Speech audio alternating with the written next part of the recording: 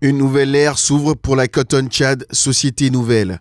Cette société qui détient le monopole d'achat de coton graines au Tchad est désormais détenue à 60% par le groupe singapourien Olam International.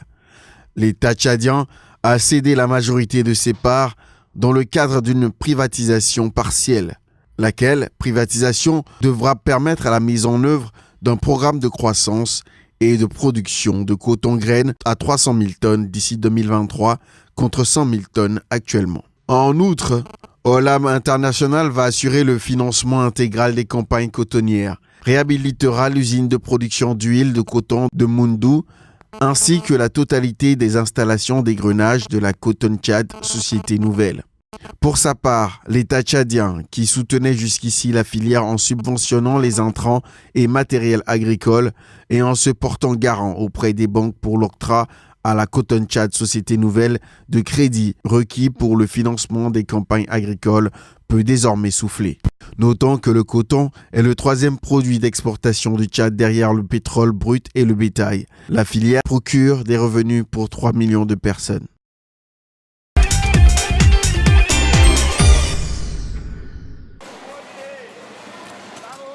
Décossé, décortiqué, c'est la fin de la saison de la noix de cajou dans le nord du Mozambique. Et cette usine de transformation tourne à plein régime. Son propriétaire, un entrepreneur portugais, l'a ouverte il y a 10 ans. O futuro da indústria para já parece ser promissor, porque está a haver uma demanda para a amêndoa, está a haver demanda para a amêndoa de caju. Nós estamos a conseguir vender tudo. Estamos a expandir o nosso negócio, parece ser promissor e continua a haver mercado. Dans les années 70, le Mozambique était le premier producteur mondial de noix de cajou.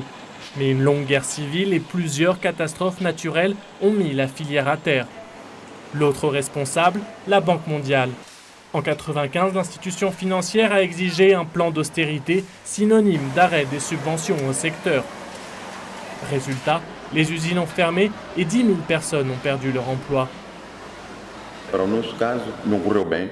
Aconteceu que a indústria, portanto, derrapou. Tivemos colapso da indústria, mas neste momento temos uma situação revertida em que sim, temos que permitir que haja uma liberalização, mas é preciso que haja controle também da indústria. Depuis, le gouvernement de Maputo est parvenu à redresser le secteur.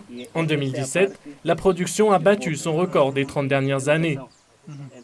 Ces plants, cultivés à l'Institut national de promotion du cajou, sont distribués gratuitement à des petits producteurs comme Armando. Il vient tout juste d'ajouter 500 pieds supplémentaires à sa plantation. Está suficiente porque não é igual antigamente como vínhamos que estava no 30, 25 quilos, agora que está a subir para 70, pouco suficiente. Grâce à sa production, Armando a gagné en 2017 près de 3 fois le salaire minimum d'un agriculteur au Mozambique, de quoi se payer une moto et financer l'école de ses enfants.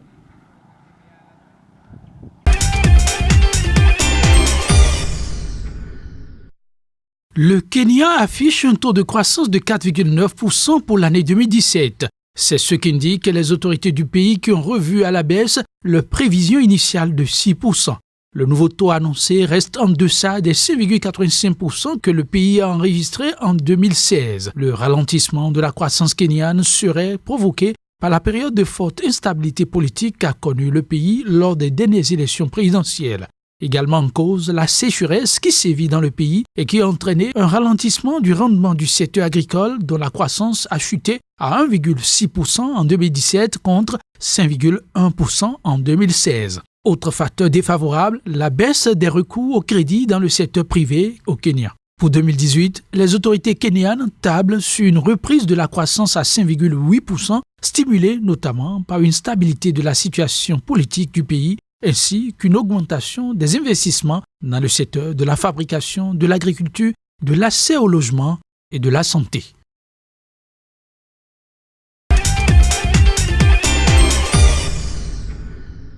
Les perspectives de redressement économique de l'Angola ne sont plus négatives, mais stables. C'est ce qui ressort de l'évaluation de l'agence de notation Fitch.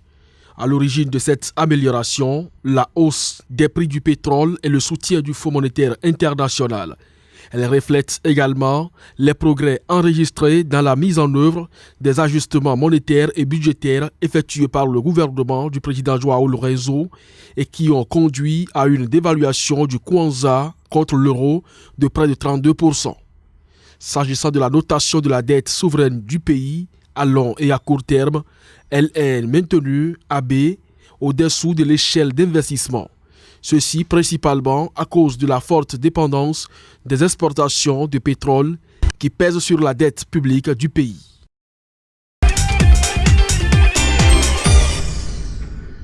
Faire passer la Côte d'Ivoire de la 12e à la 5e place africaine des meilleures destinations touristiques, toutes tendances confondues d'ici 2025, tel est le défi que se lancent les autorités ivoiriennes. Un défi qu'elles comptent relever en investissant dans le secteur 3 200 milliards de francs CFA à travers 2 fonds. Le premier, destiné à des privés, vise à développer des infrastructures et des activités existantes ou non afin de les doper. Le second fonds, dénommé Fonds souverain de développement touristique, sera adossé à un patrimoine foncier qui constituerait des éléments de gage et de sûreté afin que, de 2017 à 2025, le pays ait la possibilité de mobiliser les 3 200 milliards de francs CFA qu'il entend investir. Tous ces investissements devraient permettre à la Côte d'Ivoire de faire passer à 8% en 2025 la part du tourisme dans le PIB ivoirien. Également, Abidjan, qui a enregistré en 2017 l'arrivée de 1,8 million de touristes contre 471 000 en 2014, espère atteindre 4,5 à 5 millions de touristes à l'échéance 2025. 2,5 milliards de dollars, c'est la somme que le Ghana va rechercher sur les marchés internationaux dans le cadre d'un nouvel eurobond. Destiné à refinancer une partie de la dette du pays et à boucler son budget 2018, l'opération intervient après que le gouvernement ghanéen a claqué la porte du Fonds monétaire international. Le nouvel eurobond est assorti d'un taux de près de 7%, nettement inférieur aux ventes précédentes. Le pays espère obtenir un prêt sur une période de 20 à 30 ans, alors que son eurobond le plus récent est une obligation non garantie venant à échéance en 2022. Ce précédent eurobond s'est échangé en septembre 2016 sur les marchés à un taux de 9,25%, entraînant une amélioration considérable des données économiques du pays. Ainsi, l'inflation qui était de 15,4% à la prise de pouvoir du nouveau gouvernement du président Nana Akufo-Addo en janvier 2017 a chuté à 10,4% en mars 2018. Aujourd'hui, le Ghana, qui met en œuvre un ambitieux plan de développement basé en partie sur l'amélioration des recettes fiscales et la transformation du pays en un hub aéroportuaire pour la sous-région, s'attend à la croissance la plus élevée du continent, environ 8%.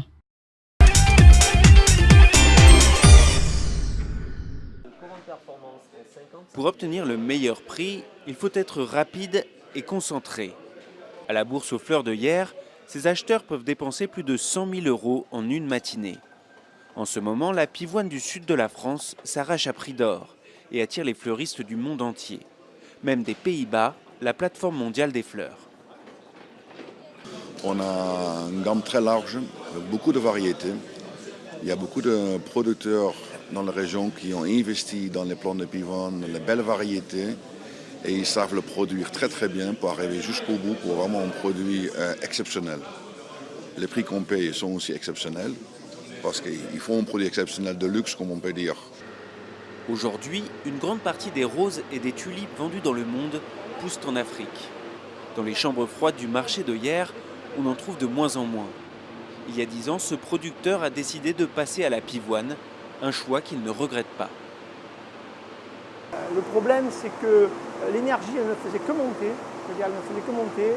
La concurrence, les prix étaient de plus en plus en baisse. On avait une concurrence qui arrivait de tous les pays du tiers-monde. Donc, au bout d'un moment, il fallait faire un choix. Et le choix, on l'a fait. On a choisi donc des cultures qu'on appelle méditerranéennes, sans chauffage. Et pour nous, c'est convaincant et c'est bien plus intéressant que la culture des roses. Seul bémol, la pivoine a une saisonnalité très courte, de mi-avril à mi-mai. Les acheteurs jouent leur année en cette saison qui s'achève à la fête des mères. En une matinée, 300 000 pivoines ont été vendues, plus de la moitié du stock total de fleurs, entre 30 centimes et 2,80 € la tige. La veille au soir, on reçoit des mails, des textos jusqu'à très tard le soir. Le matin, tout le monde est là et ça va être des journées sans fin actuellement, pendant quelques semaines. Donc ça, bon, c'est le dernier coup de rein avant la fin de la saison. Hier n'est que le 4e marché aux fleurs coupées d'Europe, loin derrière les 3 premiers, tous situés aux Pays-Bas. Mais pendant quelques semaines, grâce au retour de la pivoine, c'est ce petit marché du Sud qui rafle la vedette aux mastodontes du secteur.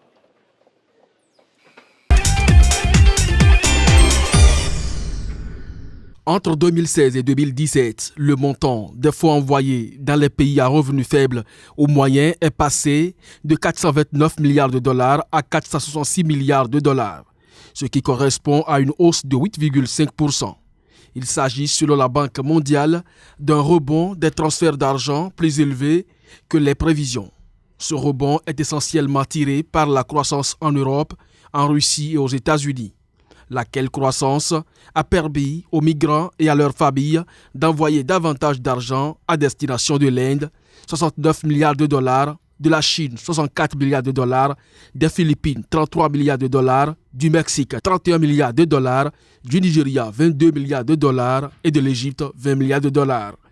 En considérant les régions, on note que l'Europe et l'Asie centrale ont vu en 2017 les transferts d'argent augmenter le plus avec un bond de 21% et l'Afrique subsaharienne de 11,4%.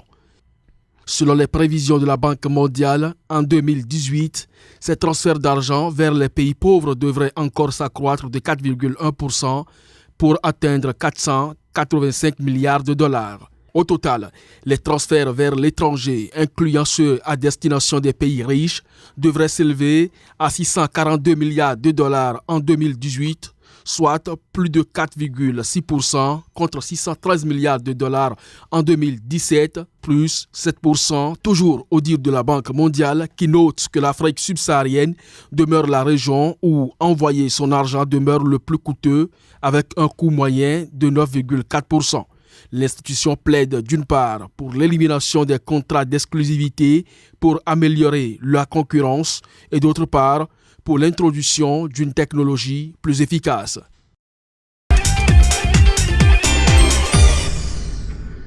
Entre 2016 et 2017, le montant des fonds envoyés dans les pays à revenus faibles ou moyens est passé de 429 milliards de dollars à 466 milliards de dollars, ce qui correspond à une hausse de 8,5%. Il s'agit, selon la Banque mondiale, d'un rebond des transferts d'argent plus élevé que les prévisions.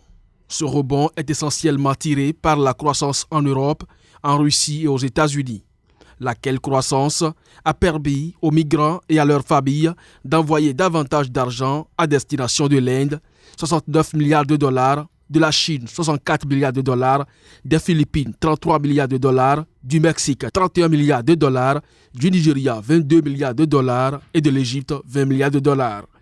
En considérant les régions, on note que l'Europe et l'Asie centrale ont vu en 2017 les transferts d'argent augmenter le plus avec un bond de 21% et l'Afrique subsaharienne de 11,4%.